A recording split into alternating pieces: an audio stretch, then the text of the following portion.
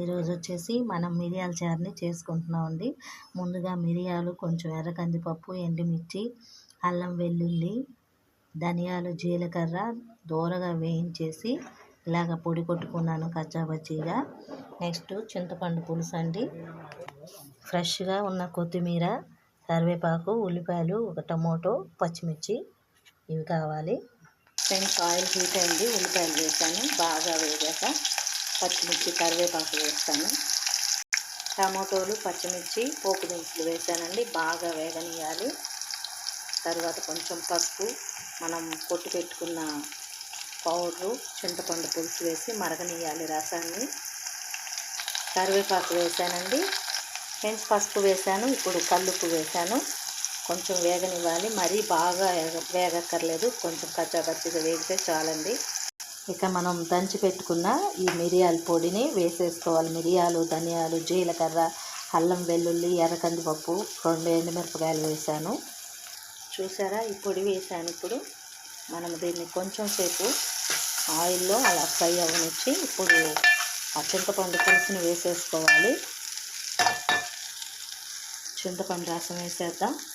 చింతపండు రసం వేసేసానండి. కొంచెం పెద్ద మంట పెట్టేసి ఇప్పుడు మనం కొత్తిమీరని కూడా వేసుకోవాలి. కొంచెం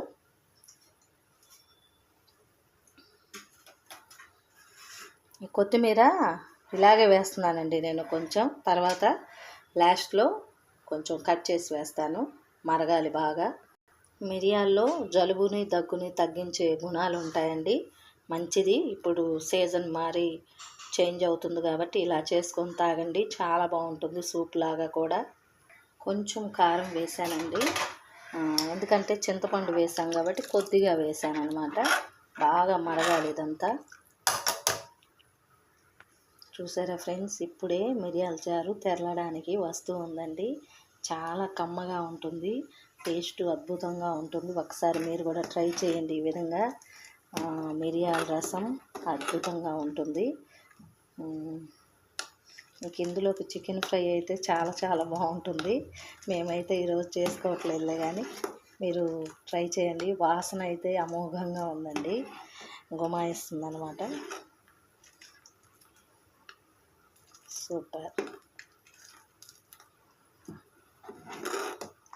డిష్ అవుట్ చేసేసుకుందాం కొంచెం తెరలేక.